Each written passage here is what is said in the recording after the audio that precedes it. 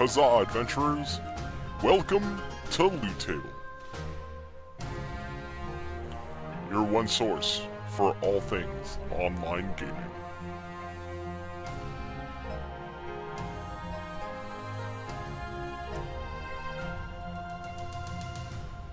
With your host, Caeleste, Tannlin, Lucitie, and Flattuss.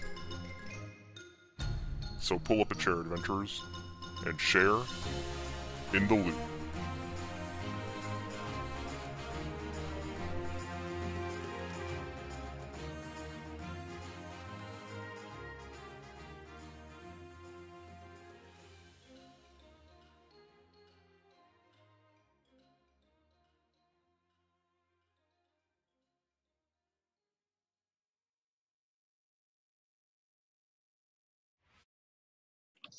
Nomad Gamers and the Fear of Missing Out, Episode 12, July 17th, 2016. I did that in the wrong order, but hi guys, live from Desert Green Studios, talking about all things fun and interesting in the world of online video games, connecting gamers with the game they play. Won't you please pull up a chair and join us at the Loot Table.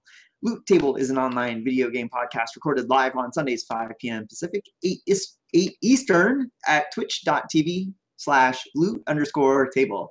I am one of your normal, weekly, and regular hosts, Tannlin, and with me are our three other weekly, regular, normal hosts. Hi, I'm Kai. Hi, I'm Lucy. Hi, I'm not in my normal spot.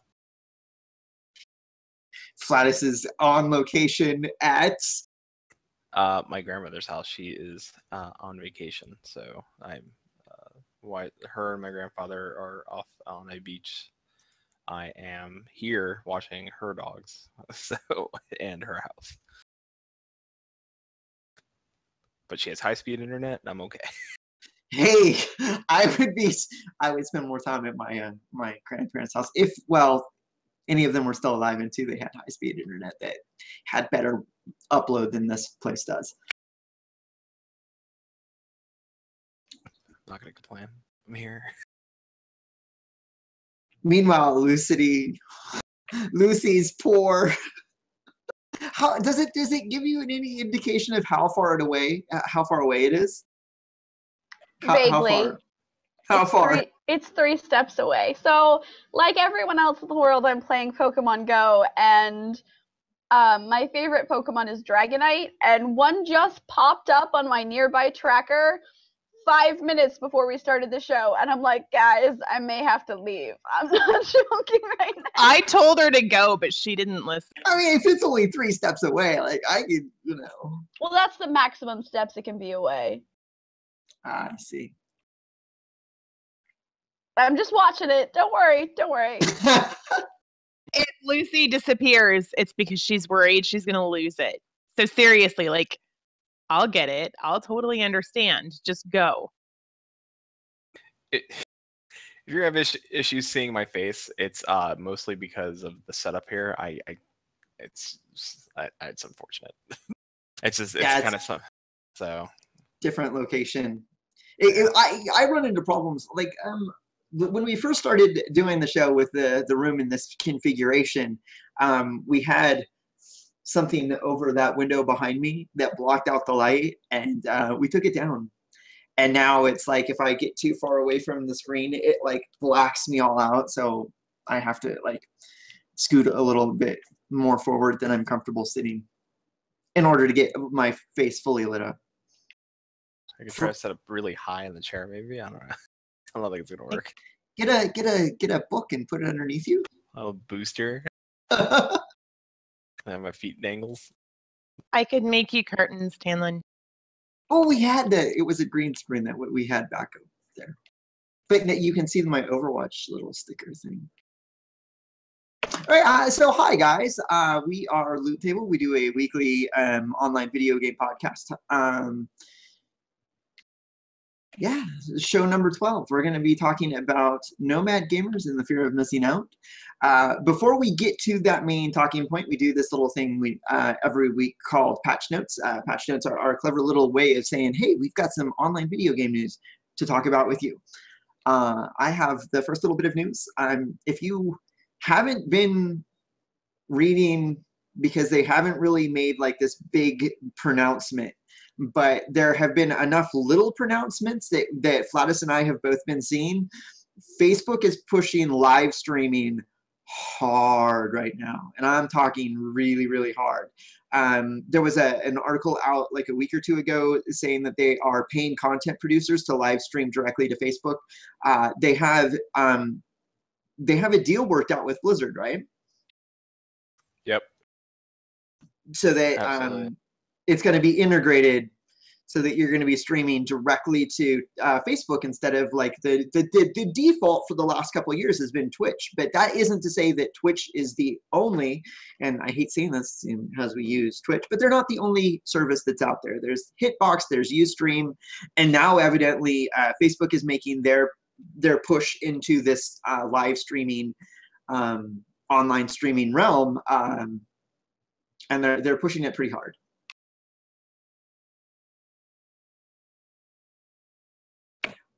So next up, Flattuss. Hi.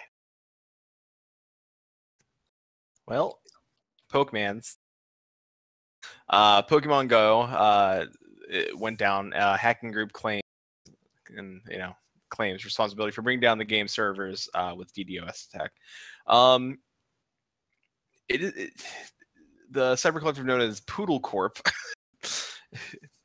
Of course, they are the ones claiming that they've been taking down the servers. So if you've seen instability in the servers, especially yesterday was really rough. So looks like people don't want us to catch Pokemans. Well, I have two comments regarding that. Like, do online hacking groups, do they deliberately choose non-threatening names to make them think like, oh, it's Lizard Squad, oh, it's Poodle Corps, to make it seem like what they're doing is less, worse, I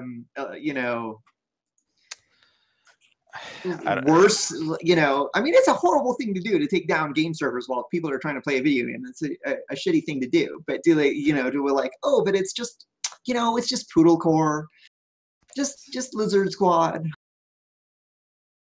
Maybe. I don't know.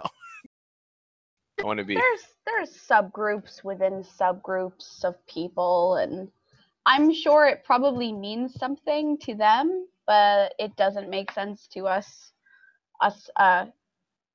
techno muggles, if you want to call it that. I want to be. I am forever going to be a techno muggle now. I love that word.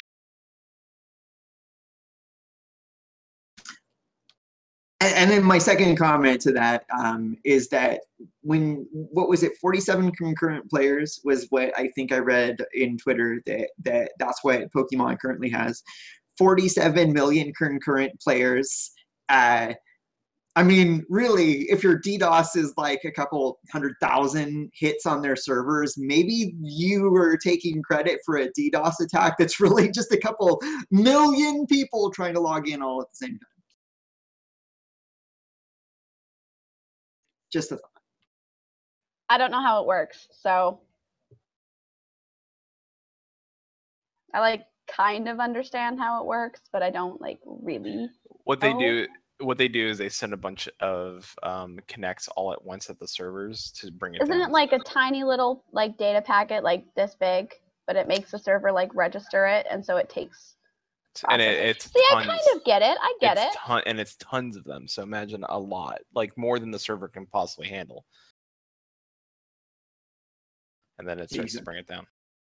Yeah, sorry, I'm just keeping my eye on this Dragonite here, just making sure he doesn't leave the area for another, 49 minutes or so. So one of the other things that we talked about on last week's show was that Overwatch might be introducing a new hero at San Diego Comic-Con. We were wrong, and I was especially wrong. Because they introduced the hero ahead of time. The new Overwatch character is named Anna. She is reportedly, the gossip is that she's one of the current hero's mother.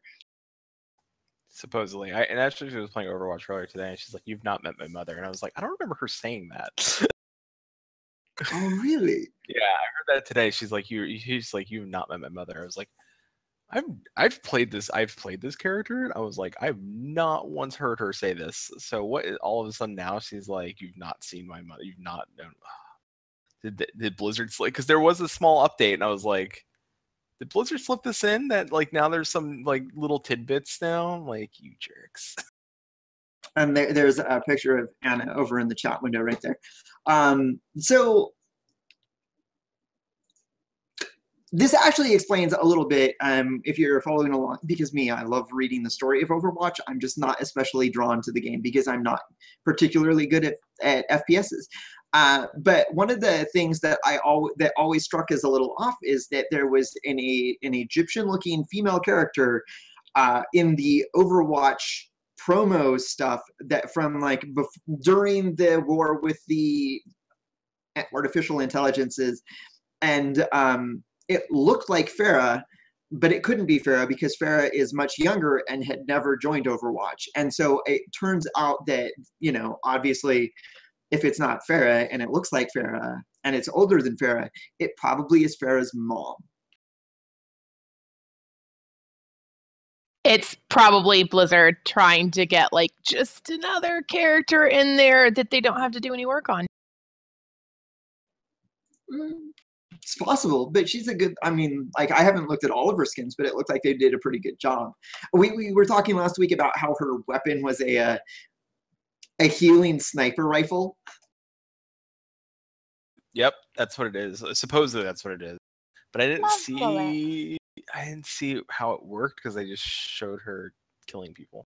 Yeah, so. Well, Flattuss, you're pretty familiar with the game. Is there a lack of a long distance stand in the back healer? Couldn't hurt. Because I know Lucio is very, very close range heals, correct? Yeah, he puts off. You don't even have to really technically heal with Lucio. He puts off an aura that heals everyone around him. So you can kind of move, and then he buffs speed or healing. So rather you're making the auras, rather you're letting everybody heal up around you, or you're letting everybody like move incredibly fast around you. And then he still does attacks. So in keeping with the game, Mercy has a pistol, but truly she's healing. She's like the true support healer, like true healer of the game. Lucy's got passive. So a long range would probably be pretty cool. Like the ability to shoot like a dart of healing at people or something like that. Like I believe the term you're looking for is love bullets. Love bullets, yeah. Love bullets. But it'd be able to switch between the two would be kind of cool. It's true. And then Mercy she has her healing. It's like a staff, right? And she connects with people, and it's kind of like I connect to you and I heal you. Whereas the Anna's healing sniper rifle looks like it's you stand in the back and you just shoot people with the love bullets. Love bullets. Right. I could go the rest of my life without hearing that ever again. Love bullets? Shooting people with love bullets. Do you know what that actually sounds like? Doesn't sound like exactly what it sounds like. Doesn't sound too terrible. So, hold on a second. Let me reload. It's sounds like somebody's getting a lovely new necklace as a present. That's what it sounds like. Love bullets. I tried getting us on to the next topic. So EVO, is it Evo or is it EVO? It's Evo. Okay, Evo just finished, and I see that they're currently, ESPN Esports is currently tweeting out hard about that event.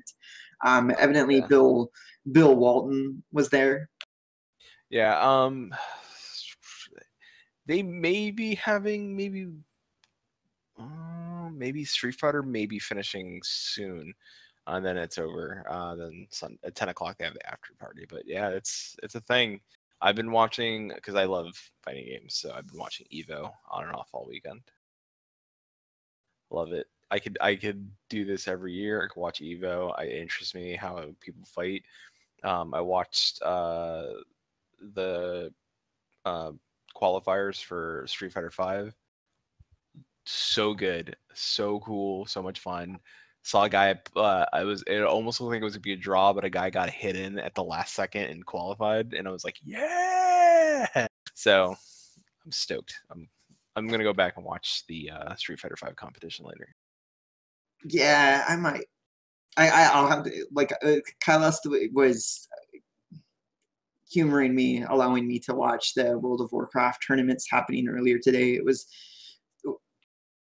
Use the word allowing you, and we'll have words. okay. She wasn't allowing me to. I put it on, and I know that she doesn't particularly like it. It wasn't that interesting. Is basically what I was trying to get at. Is that, like, I'm normally pretty into the World of Warcraft esport tournaments, but this, I mean,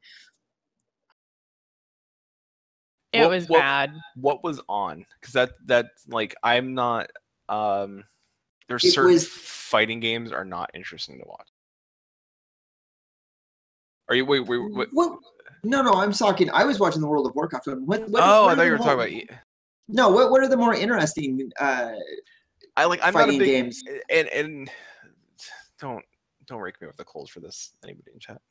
I'm not a big fan of watching Super Smash Brothers because I think there's not there's a lot of survivability in Smash Brothers, and there's a lot of like tricks and stuff that I don't think like things that the developer didn't intend that the players could do ended up doing. So now they're like official moves, so you have to do them to survive. And I'm like, I can't grasp what they're doing. Like in Street Fighter or Mortal Kombat or Tekken, like I get the movesets and I know what they're doing. It's stuff that is teachable in the game. Like they have it. It's not like in like it's like, oh, you can do a fake dash speed front roll. Like, well, how do you do that? It's like, well, they don't teach you how to do it in the training, because it's just something you have to figure out how to break into. I was like, I can't do that. Like, if it's not in the game already to teach me how to do that, then that means that there's a skill set.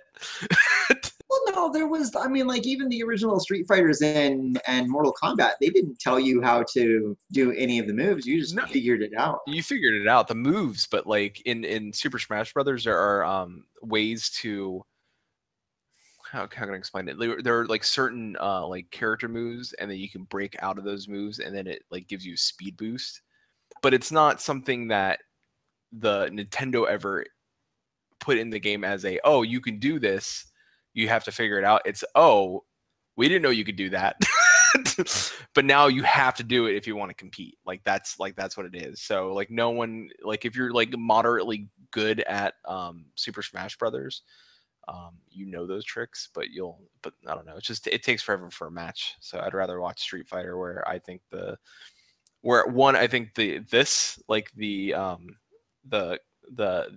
I'm winning, you're losing, or the smack talk between guys, I think is a lot more fun. And Smash Brothers doesn't have that. I think Street Fighter has it, Mortal Kombat has it. I like that a lot more. Although I feel bad for Mortal Kombat because they did not get a big showing. Street Fighter, though, huge show. What was the fighting arcade game that came out at the same time as like Mortal Kombat and Street Fighter, and it had the werewolf? Killer Instinct. It was Killer Instinct. I'm 9,000% positive it's Killer Instinct. I'm back in Flattuss on this one. It was Killer Instinct. It's at Evo right now. It's Killer Instinct is at Evo. Okay, that was my favorite to watch when I was watching other people play in the arcade. Like, it's free. I know you have an Xbox One. It's a free to play game. You can download it. Oh, I know what she's doing after the show. Pokemon. Yeah, I might have dated myself a little bit, but yeah, back in the old days, you used to have to go down to the arcade and you'd have your quarters and you'd put them into the fighting game. And when you were out of money, though, you would stand around and you would watch other people to play. So, like, people that don't get Twitch, it's like, do you ever remember standing around the arcade watching other people play? It's not like a new thing.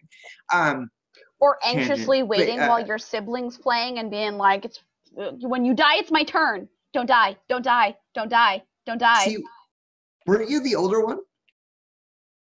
I was. I gave my sister a turn. I'm not a barbarian. You're a better older sibling than my Wait, brother and older cousins. Are you the kind that like unplugged the controller and handed it to them so they could think that they were playing with you? Me or Tannlin? You. No, she was too smart for that. Oh, okay. My So brother- like Killer Okay. Instinct came out in 94. I mean Tannlin was talking about dating himself, so I'm just gonna help. Yeah, thanks. Welcome. I guess it was Killer Instinct. Killer Instinct was the first game that had they really did the combo. Right? Combo breaker. Yeah. Yeah. And that's why it was fun to watch other people play it. All right. Who wanted to take the Grand Theft Auto one? That was me.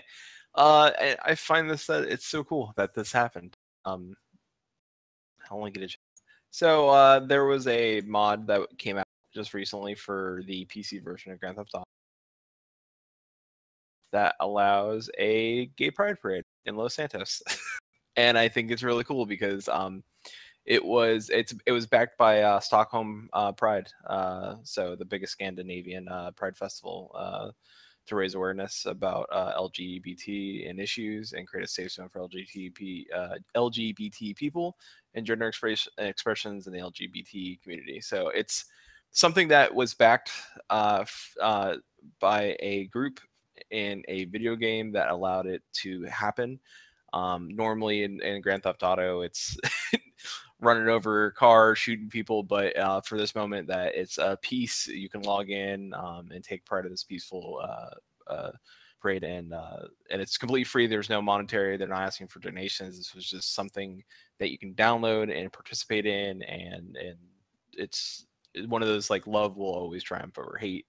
And I think when in recent news in the last few weeks that this is something that should happen and show that there is humanity in this world and happen to be in a video game. So I have a question. yes. Did they disable the running over and the killing of people in this area? In that mod, yeah. Okay. Because like the first thing I thought was Grand Theft Auto, and that doesn't say peaceful to me. Yeah, no, when the parade happens, it's all peaceful. Very, very classy. Yeah, that's super classy, yeah. That would be terrible. Yay, Rockstar Games. Yeah, right. Well, it's good guy Rockstar Games for allowing their PC game to be modded for this. So, but there is a video. There's a YouTube in the link. There's a you can read the news article, and there's also a YouTube video of the parade and what it looks like. So, and well, that leads to me. So our main talking point is something that I 2 months ago that I brought up to Tannlin. Been a while. Yeah, it's been a while. But there was something I was noticing a lot, especially on Steam. And we talked about survival games a few shows back. And one thing I noticed was that all this I didn't keep count, but there was somewhere towards 15, 16 survival games were all in early access. And what I noticed is that I started going through my friends list, and I picked out one survival game. I picked out Ark, and so I clicked on Ark, and I saw like, oh hey, your friends play this. Also, it also suggests other games in the same genre. So I clicked on that game. So I went to another one. I clicked on H1Z1, and the same people that had Ark had H1Z1. I clicked again, and then they had Rust. All the same people. And I was like, there's something going on here. What is going on? They're the same games. In theory, they're the same games. You survive, you build, you craft, you live. There may be some differences. Ark has dinosaurs. There's a little sci-fi built in. H1Z1 has zombies, but the general, idea is the same. And they're all in early access. So I started thinking, like, what is going on here that people are going out? And then I started realizing that it's the fear of missing out. It's the hype that happens before these games. Like H1Z1 blew up because DayZ wasn't getting updated and they wanted a zombie game and they got it, so everyone hyped to that, and now it's split off into two games to By the way, if you haven't figured out, they are if you want to survive, you have to pay for that game, and if you want to kill people, you have to pay for that game. So if you take a step out and like To look, be fair, there's PvP in H1Z1. There are PvP servers, so if you want to kill people, you can still do that in H1Z1. Yeah, but the games are now separate, which they weren't. No, so. I know. So the King of the Kill is the Battle Royale, the arena game. Yeah. But you can still kill people in H1Z1. Yeah, they take that out. I was just clarifying for people. Yeah. So it happened that I started looking into like when I heard the term FOMO, I was like, what is FOMO? And I looked into fear of missing out. So I typed in hashtag FOMO in Twitter because you can do that and you can search for a hashtag. And I specifically said hashtag FOMO, and then I typed hashtag gaming. And then the slew of interesting things came about me. I was like, the people that were fear of missing out were all games that are coming out.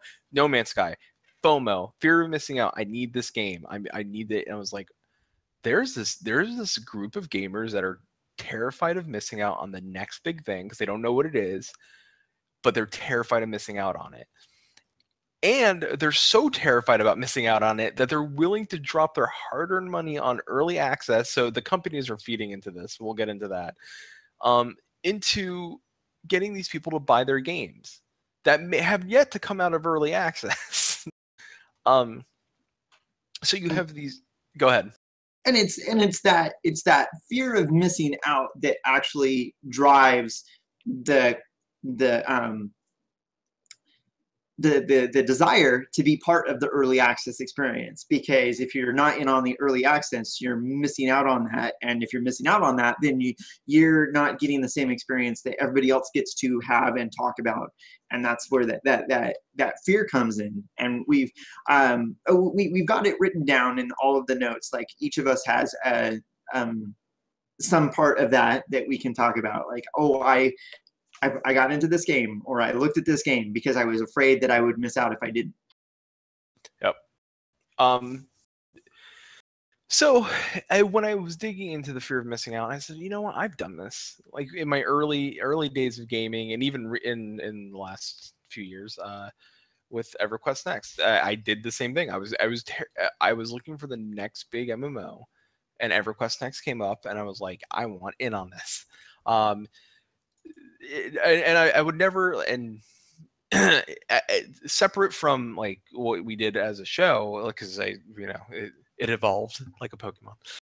And but it was that fear of like, hey man, I like, oh, there's Landmark, here's $100, take it, no problem. And now I'm a very much I learned my lesson person. But there are people that don't learn their lesson, and I can't figure it out, because I still have some friends that are like, hey, like that'll whisper me or send me a DM on Twitter. Hey, what do you think of this game? You gonna get this? I was like, I don't know. And I'm very reserved now. I'm like, I don't know. I think I'll just wait for it to come out. And I see them buy it and they play it and they don't play it again. I'm like, what? Then why did you waste your money? You spent $30 on an early access, and you're not playing it. And then later on, people are like complaining that like, oh, this game's broken. I don't like this game. And like, we have all these games you bought. You wanted to go back and see how they fixed it or create. No, they just want to go to the next, what could be possibly the next big thing. It happened, I think, a lot. And I'm using survival because the biggest thing in survival was Minecraft. And companies are looking at that to say, how do I get some of that money? So, hint. They'll just make a survival game and it won't be necessarily good. Yeah, my first experience was that was Rift, because I was actually, and this is a little bit different. Like some people have that fear of missing out, and they jump to the next big game that's supposedly coming out, and other people like will try something out because they don't want to miss out, and then they realize that this is not the game that they want. They'll go back to what they were playing, and that's been like EverQuest and EverQuest 2 is and Warcraft have always been like go ahead and try the other games that are out there. We'll always be here for you to come back to. That's kind of been their mindset. And so there was a community that I was part of that was in Warcraft, and for whatever reason, they were dissatisfied with Warcraft, even though I was having a good deal of fun with it. And I was also still playing a little bit of Vanguard at the same time. And my routine was I would bounce back and forth between those two games. And then finally someone was like, oh, there's this new game out. It's called Rift. And we're all going to play it, and you should come play it with us too. And I'm like, oh, okay. And they're like, oh, but we're going to be playing during the beta. Are you going to be playing during the beta? And I was like, no, I'm not going to be playing that. How do I play during the beta? Oh, you pre-order. And if you pre-order right now and pay for the digital collector's edition, you can get like half price on a 6-month subscription. Oh, that sounds like a great deal. That sounds like an awesome deal. If I don't get it now, I'll have to pay for more later on. So of course it sounds like a good deal now. So I did it, bought into the game early access so that I could have that beta experience, paid for a 6-month subscription up front, and then only played the game for like 3 or 4 months. And never really got into the game. I played it because I didn't want to miss out. I did enjoy the puzzles and the secret things in the game. That's my favorite. See, and I think that was part of my problem, was not like really having that understanding of what type of gamer I am. They wanted to rush to end level as fast as they could. And actually that drove me out of the game more than the gameplay experience did, because after the first couple of weeks, they were all like 10 or 20 levels higher than I was. And I'm like, I don't have time to keep up with you guys. Or alternately, I don't want to try and keep up with you guys. There's that too. There is that. This is why I don't fucking raid on a regular basis, because I don't want to keep up with everybody. Yeah, see, this boss fight requires that you do like 30k DPS, and you're doing less than that. We really need you to up your game. I hate that. I know. No, my favorite one is, Kai, I'm pretty sure our group can carry you through this fight, but maybe you want to get like the legendary ring, or maybe you should get like better gear, or maybe you should like learn your class. Yeah, I don't give a shit anymore. I play what I want to play when I want to play it. I don't give a fuck. Damn, that shit still happens. God, yeah. I'm staying over here. Stay in my game. That's nicer. People are patient. Most of the time, it's like a couple of like actual real life friends who have just realized that the word carry is like instant Angie seeing red. They do it because they think it's funny. Yeah, it's cool. Well, it's not cool. It's more like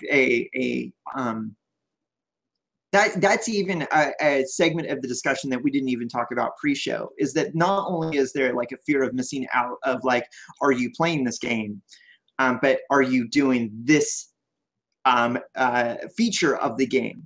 Like, are you are you doing pet battles? Are you in EverQuest 2? Have you collected all the things? Because I hear that there's, that collecting sparklies is like a real big thing. That it gives you gear and experience.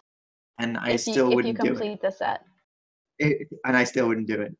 Like, maybe, but I because I'm a completionist. But it's one of those activities that I would do and not like doing it. Like, because if I don't do it, then I don't have as many nerd points as everybody else. You can also buy them on the auction house. I'm good at making gold. I can do that. He's really, really good at making gold. I started getting really good at making guild in Final Fantasy. It's great. I don't. I'm really good at spending it. In regards to MMOs and the fear of missing out, I can honestly say that I've never picked up a game just because other people wanted me to. I think the only time that I ever had the whole fear of missing out thing was when I wanted to leave WoW, and my friends were like, no, don't go, like, you're gonna miss all this stuff, and like, we need you to heal, and like you're part of our group, and we can't, like, you need to do things with us, and like, so it was more like, it wasn't like a fear of missing out, it was more of like A fear fear of letting missing- people down. Yeah, and it was kind of like the fear of like not being part of the group anymore because I'm not doing these things. Well, do you think that in the case of MMOs, do you think there's a bit like even Tannlin said like, hey, we're all going to play this? Do you think it's a part of maybe a part of the fear of missing out is also a part of peer pressure of your peers saying, hey, listen, we're all going to do the thing. And you're like, well, I don't think I'll wait for the thing. You're like, no, you got to do the thing now. Look at the thing. And you're like, oh, maybe I should look at the thing. I guess I'll do the thing. I'm always the person who's like, hey guys, look at this game. I'm really excited about it. But it's never like a hey, we're all doing the thing. It's like I'm really interested in this thing. Maybe you're interested in this thing too, because we have similar interests. I don't know. Maybe I'm just not in that sort of circle of gamers. I am weak if my husband is playing the game. Babe, I totally just got riffed. Oh, you're gonna play a new video game? I like playing video games with you. Can I play the video game with you? Can I have that video game too? That is the only time I am fucking weak as shit and I need to get the video game. But I learned my lesson after Landmark, and I don't give a flying fuck what he buys now. You want to play the game? You play the game. You let me know if you like it. See, I got money's worth out of Landmark. So Landmark, to me personally, wasn't a fear of missing out. It was an excitement for building EverQuest Next, and I thought that I was able to do that. However, I'm a monkey with crayons, and I am not on like Ginsan or Shatari's level, and I cannot build that well. So it was kind of like, oh my God, I'm going to be able to do the thing. And then I was like, I can't do this thing. I am not going to spend 15 hours a day watching YouTube videos and trying and failing with these little voxel bitches. And that's not going to happen. So I'm just going to blob some voxels together over here and sort of make a shape. Okay? This is why I like Minecraft, because the blobs that I can build with are always square. So everything I will build will always look pixelated as fuck, no matter what I do, and I'm okay. I went back and I had to check a bunch of dates because, oh my God, Flattuss mentioned peer pressure, and peer pressure almost got me into playing WildStar when WildStar released. And I'm going to go over the release dates of certain events because they help me they help me put into perspective how I was feeling at the time. We got the Landmark was first announced. It's SOE Live 2013, right? And that's August of 2013. And that's when we first got news about EverQuest Next. And they made it not a secret that EverQuest Next was like many years away. You know, it's not going to be out in the next 6 months, but they did tease that Landmark would be out. So I was playing World of Warcraft. World of Warcraft Siege of Orgrimmar also launched in September of 2013. So let's go fast forward 6 months. 6 months. Now all of the content in World of Warcraft is stale. The Landmark has launched, but I'm not a good builder, and there's no combat in the game because that happened in February. There's no real expectation that there's going to be a new Warcraft expansion anytime soon. And guess what comes out? WildStar, June 2014. It was the perfect time where I was bored with everything. And as a matter of fact, I think it was July of 2014 when they closed down the Vanguard servers. And so Warcraft was old. There was no other new game that I could get into. And then WildStar was basically put there in front of me. And because I heard so many other people were playing it, I almost got into that game. And I don't think that I would have necessarily disliked it, but I don't think I would have necessarily been like, oh my God, this is my favorite new game. Almost got into it. I have your box on my shelf. And I bought it because it was going free to play. And I wanted to get whatever came with buying the retail version before it went free to play. I did that too. Yeah, and that wasn't like, that was kind of like it was a business decision. It was only $10 too. Yeah, so, $10. And I also Caeleste, she's my favorite. she bought me Destiny for $10 too, because for $10 I get to try out a new game. Well, and his brother is playing. I bought it on Amazon for Prime Day. It was $9.99 for the PlayStation 4 on Prime. Oh, sweet. On Prime Day. But by the way, it wasn't the latest expansion, Tome of the Witch King. The Taken King. Taken King. Okay, I just throw in some more, Lord of the Rings in there, but it's just the original base game, but it's enough of the game that allows me to play around with it to see what I think of it. Good enough.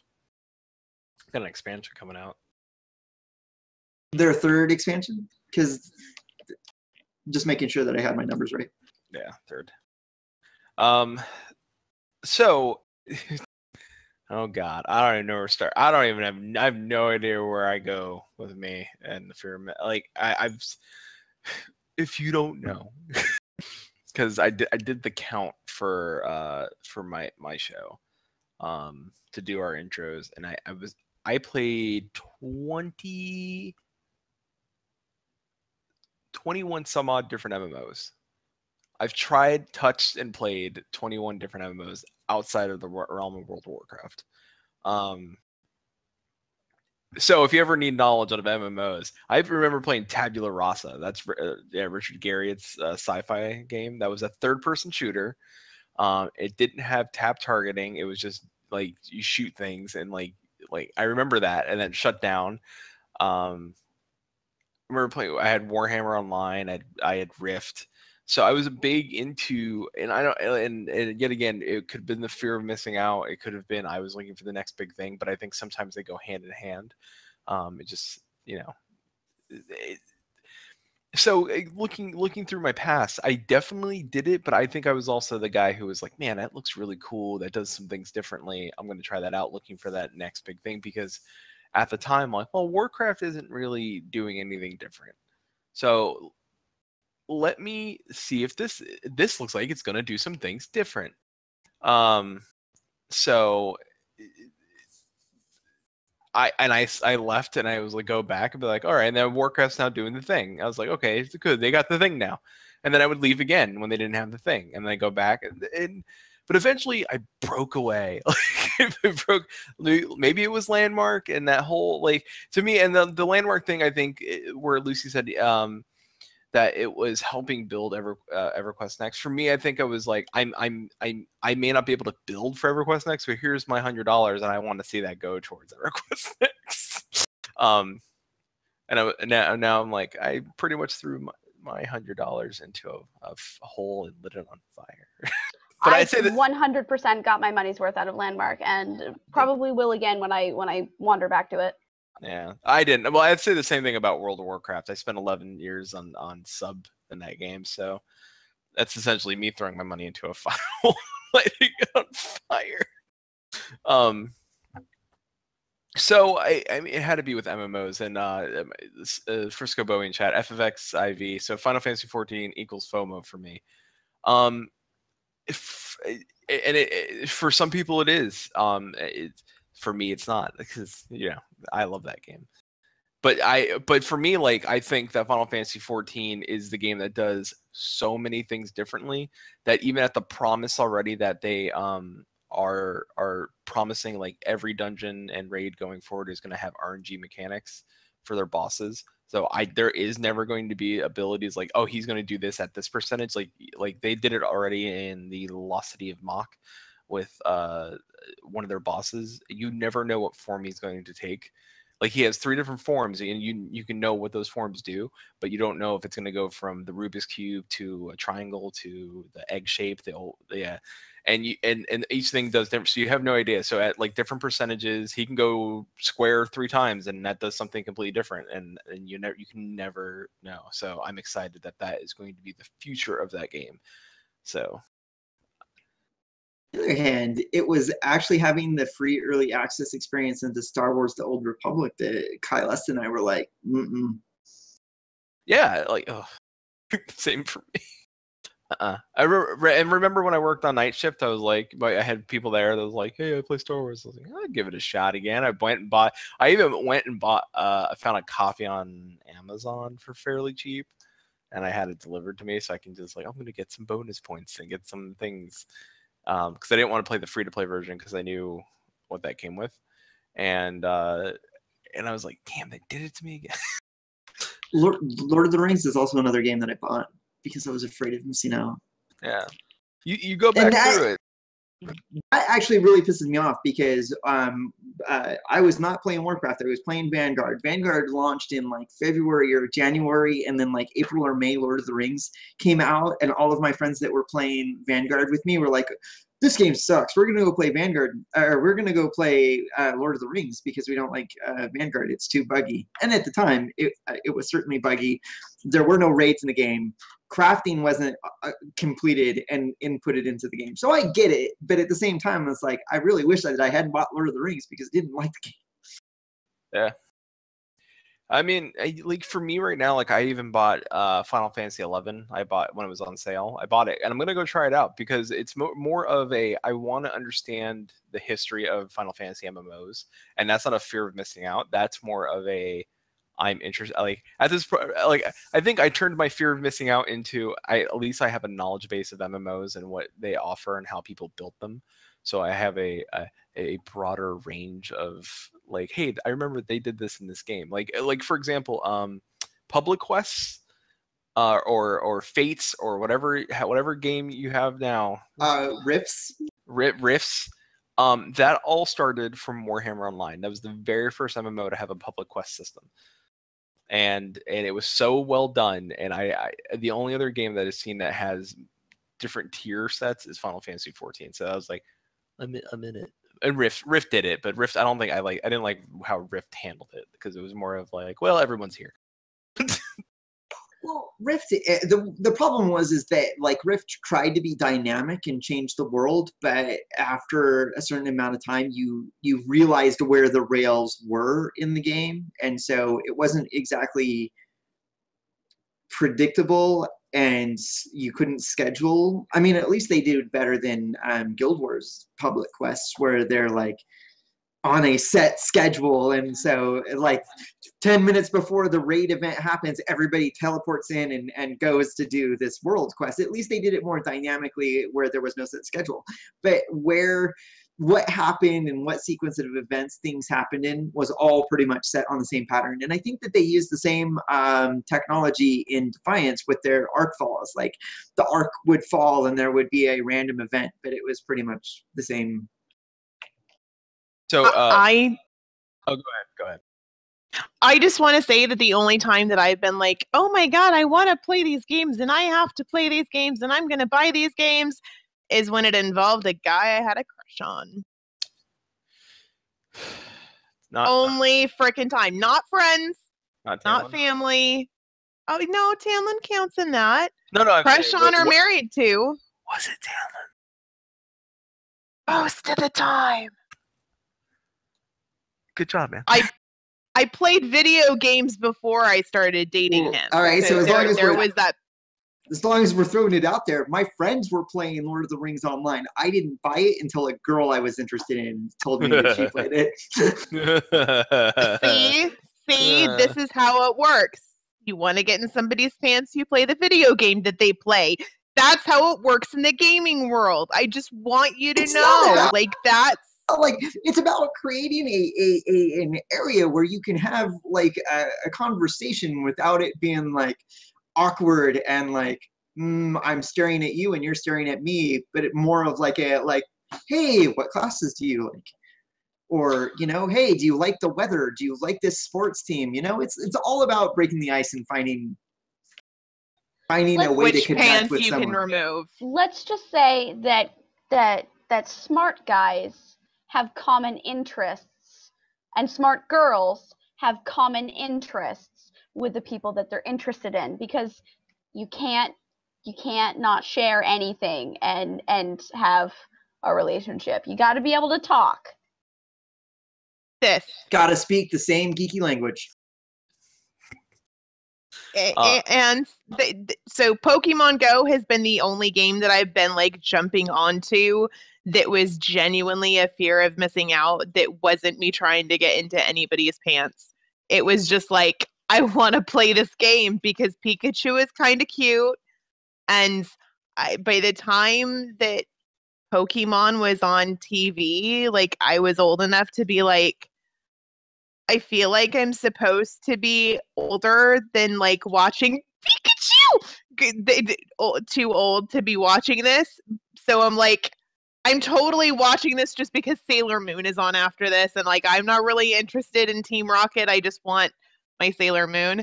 I'm not even kidding. Like, I was too old to watch Pokemon, not too old to watch Sailor Moon. Yeah, I was going to say Pokemon came out in 97. I enlisted in the Marine Corps in 96. So I was a little preoccupied with like running places and marching and not fun stuff like Pokemon. Yeah, I was gonna say You're that doesn't also sound older fun. than me. I watch Pokemon Me too. every day before school. I like that I've gotten him more into Star Wars than before we were dating. Yeah, we were talking about like, you know, finding that common interests, and then it was, yeah, I was about to say like I'm a Star Trek guy. I wouldn't say that I'm a Trekkie. Not going to go that far. But if you were to say, would you like to watch Star Trek or Star Wars? Most of the time, previous to my relationship with Kai, I had gone with Star Trek. She's kind of, you know, Star Wars isn't all bad. Depends on which Star Trek it is. It's a different take on sci-fi, because I think Star Wars is more high fantasy sci-fi, where Star Trek, it is. And like futuristic. Yeah, and Star Trek is more sci-fi based within some sort of reality. It's well, Star Wars is space opera. Yeah. It's space drama. You could take the same stories and put them in a fantasy world, and they would almost exactly work out the same way because of the way that it's done. Star Trek is more of a traditional science fiction where they take like things that are going on in real life humanity, and they take them to extreme or absurd lengths to see how things would play out if, you know, like, what if we were all clones and our DNA started deteriorating? What would the world be like if that happened? And then they will tell a story about that. And that's a traditional traditional science fiction method of telling a story. It's more about taking what we can conceive of and taking it to its most bizarre or extreme example or case that we can think of. If we're all clones,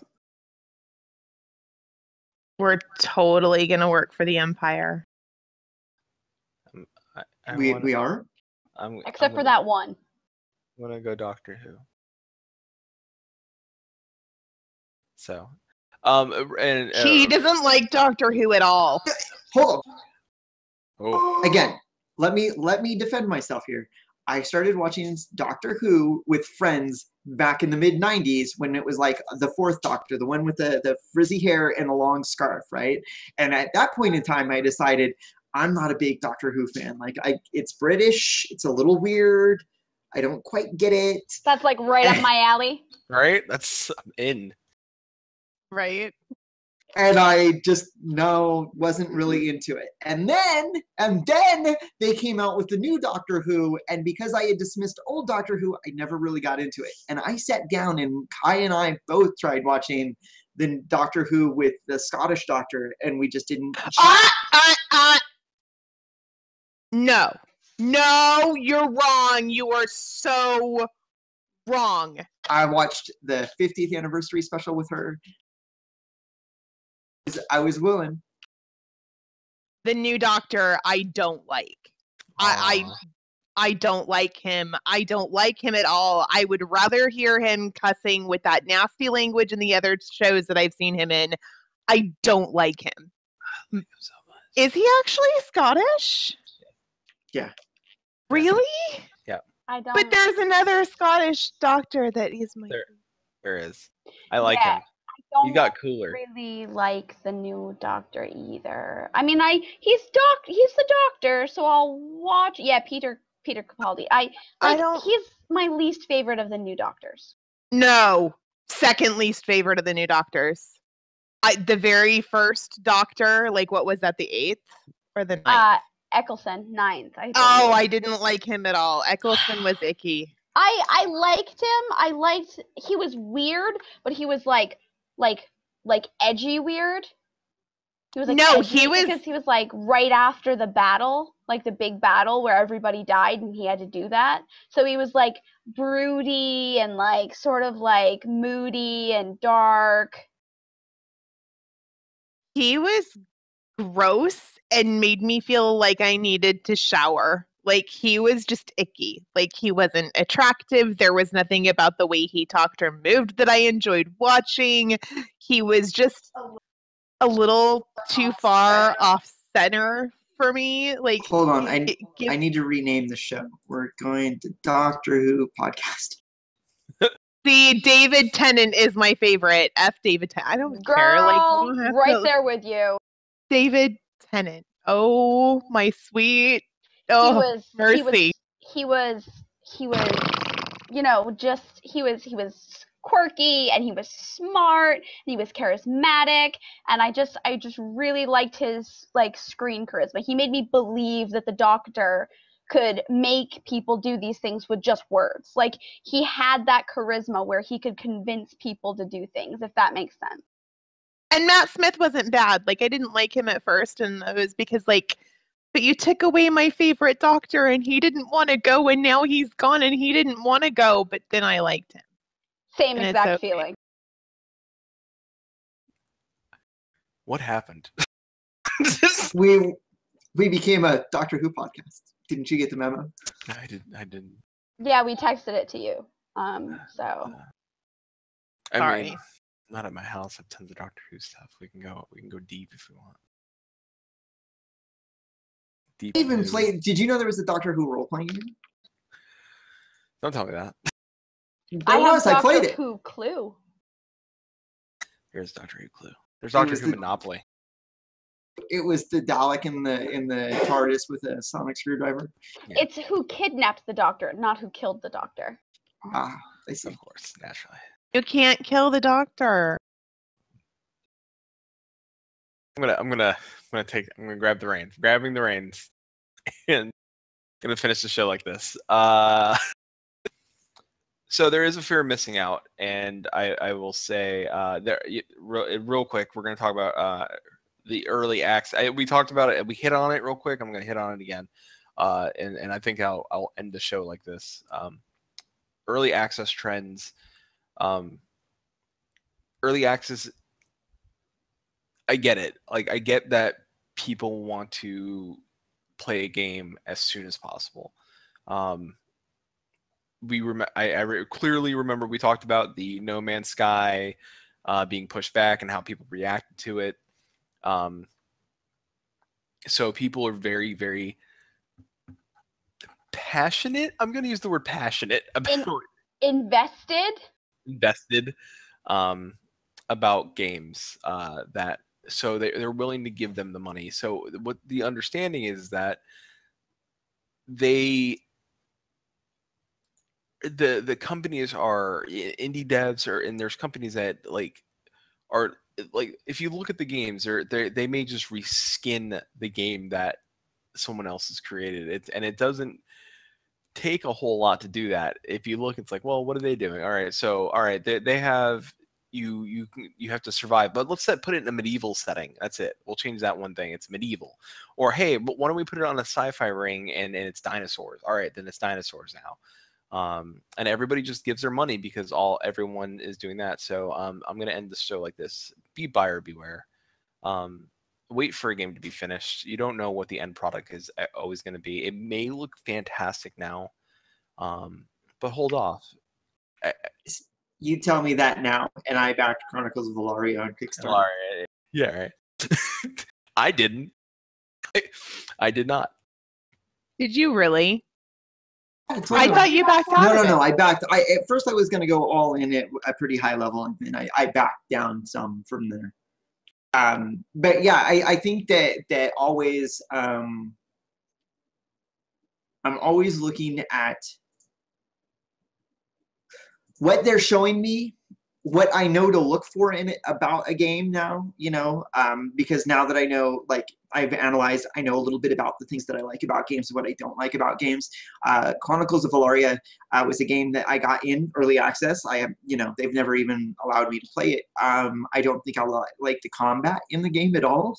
But I think that it is going to bring about a different avenue to role playing that I haven't seen in other MMOs. And that is why I was willing to get in on it. Because I'm a bit of a role player at heart, and there are some things about Chronicles of Valeria that force you into role-playing situations, and I like that. Other than that, I can't think of another game that I'm really invested in or am worried about. Or not worried about, but looking forward to invest myself in heavily. So, and with that, learn what it is about gaming. That like look for key points, and try to trust in a developer. And I got no ending thoughts on this really. It's just that, you know, be buyer beware, be mindful, and be careful with your money, because sometimes you're not be able to get it back. And I want to throw this other thing. There are some like when I was in my teens and my mid-20s, I could confidently say that it wouldn't matter what game we were playing as long as I was playing with a particular group of friends. And if you understand that about your mindset, then I am more than confident that you will jump into and have a good time with the game. But know this about yourself. Do a little bit of self-analysis. My last thing is, like, there's nothing wrong with sampling, like playing a game just to see what's going on and just sampling. But I would say just be wary of dropping lots and lots of money on it if you don't have that money to spare, or if you know that you're going to want it to be X, Y, and Z, and that might change because it's in early access. That's my only thing, because I am totally 100% a sampler. I will shell out money to sample a game, play it, have the cool things that I want to have, the bonuses I want to have when I'm playing it. And if I don't like it, I don't care. Like, I'll move on. Like, I'm not one of those people who's like, but I gave you my money, now give me my satisfaction. Like, I tried it, I didn't like it, I will move on. It's like ordering dinner at a restaurant. If it's something new and you want to try it, you understand that you can't send it back just because you don't like it. Like, you have to order something different.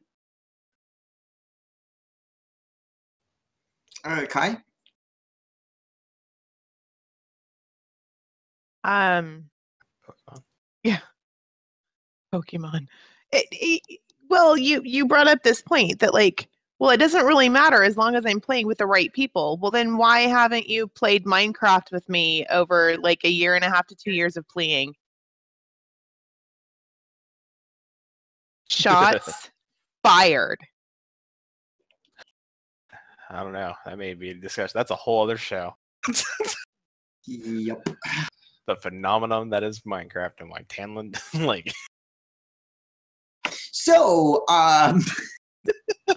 So I think tonight's Do Better should be me telling Tannlin that if he's going to say that he'll play a game as long as he gets to play with the right people, then when his wife says, I really enjoy this game, please come play this with me. If he's willing to spend the money to play with someone else, then he should be willing to spend the money to come and play with me. So I'll turn it over to Tannlin to really do the actual Do Better, but I think my Do Better is better than his Do Better. Looks like I'm going to be playing Minecraft later tonight. Oh, no, remember, she's got Killer Instinct to download and play. Oh, that's right. So as we do every week on Loot Table, I do a little segment called Do Better. Do Better is when we see something happening in online video games where we see the intent behind what somebody is trying to do, and it's like they missed. They swung and they missed.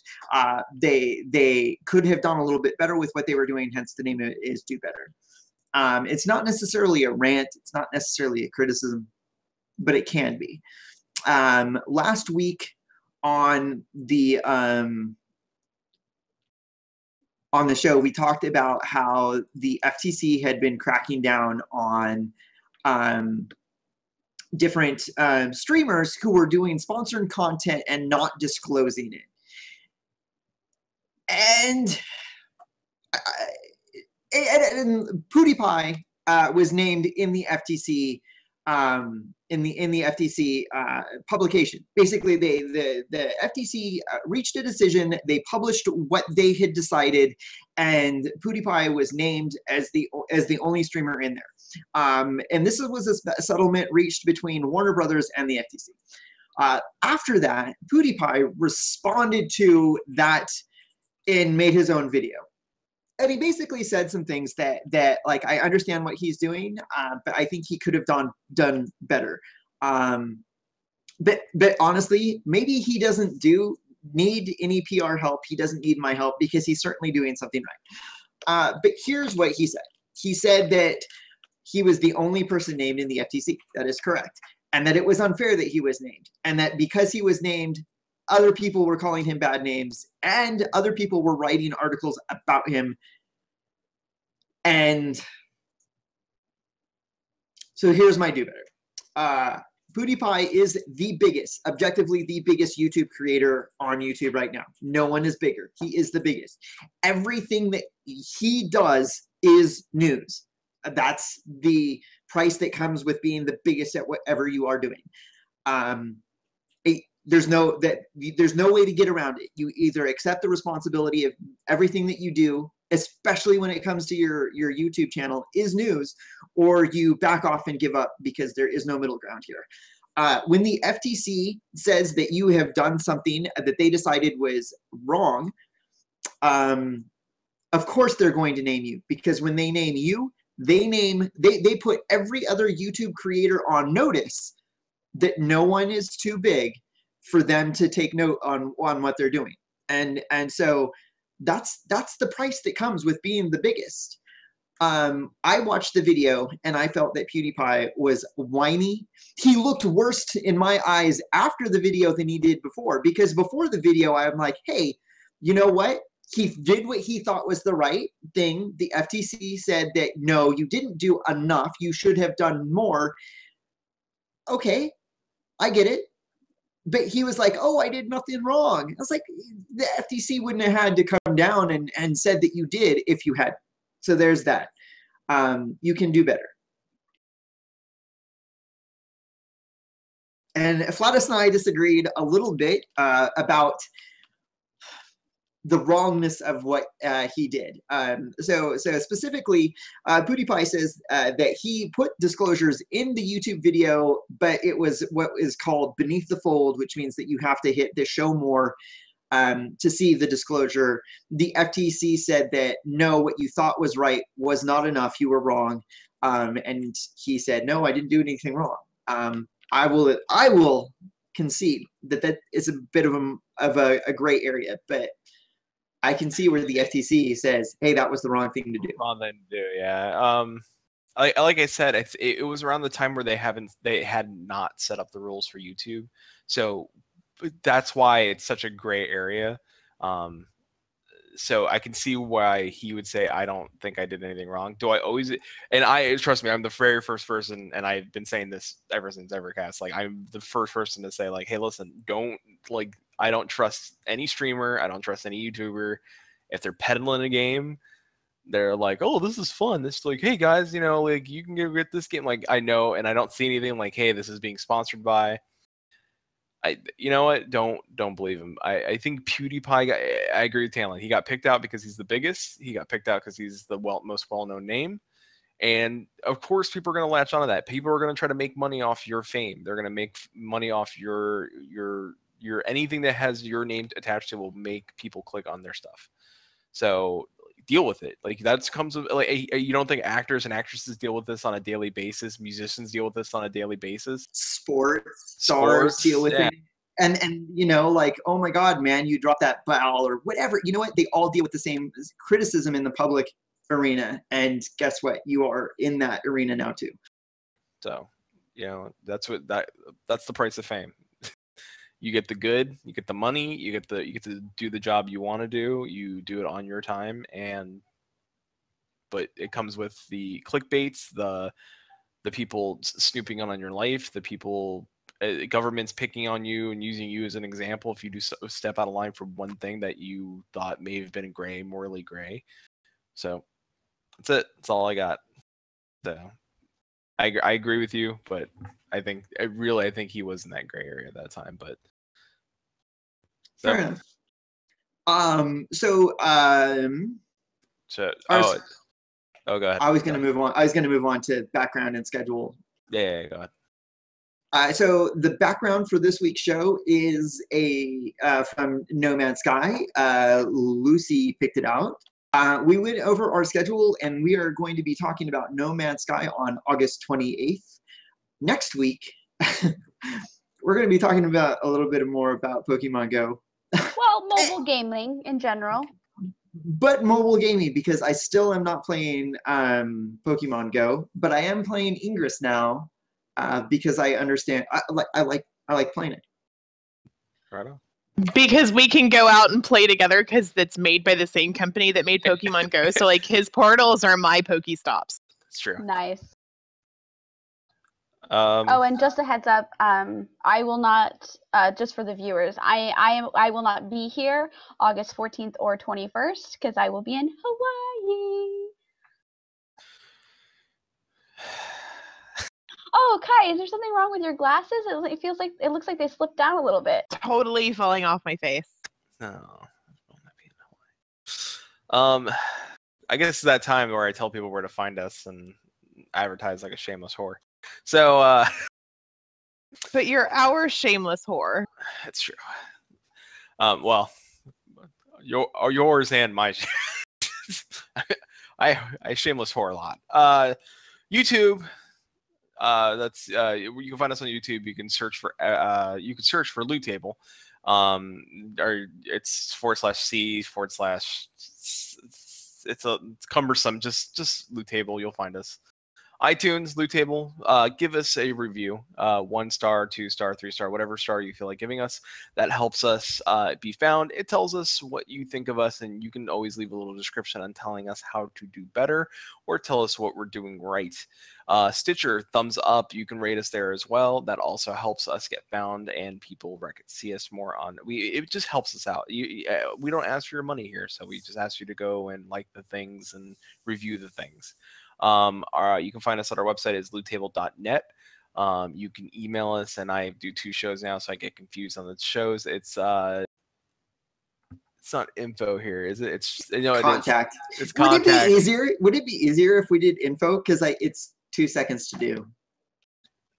I don't know. For me, listen, our email is not trying to give us our email, but our email is it's info@maelstromradio.com. Done. So and then our Twitter handles are all around us, but you also hear that at the end of the show through the lovely ending voiceover and music. So thank you all. I believe Lucy is going to camp us out and then run around her apartment looking for Dragonite. So he's gone. She's gonna find him. No, he's gone. Want to camp us out anyway? And it's 9 o'clock at night, and I am a small white girl. I'm not going out there by myself. That's not happening. Really, I don't even need to say white, but I am shiny. So, but no. I don't go outside after night by myself. It's just not a good idea. Anyway, stay safe when you play Pokemon Go. That's the thing to take from this. Stay safe. Thank you guys all for joining us. I hope we entertained you. Tune in next week when we talk about mobile gaming. And we will see you next time. Camping in 5, 4, 3, 2, 1. Bye, guys. Thanks for listening. Send us an email at contact@loottable.net. You can contact our host on Twitter. Caeleste is at BloodKnightKai. Lucitie is at Lucitie. Tannlin is at Tannlin. And Flattuss is at Flattuss. Loot Table is a Desert Rain Studio Productions. Music is provided by MDK. Find him and more of his music at soundcloud.com/MDKofficial. Thanks for joining, and game on, adventurers.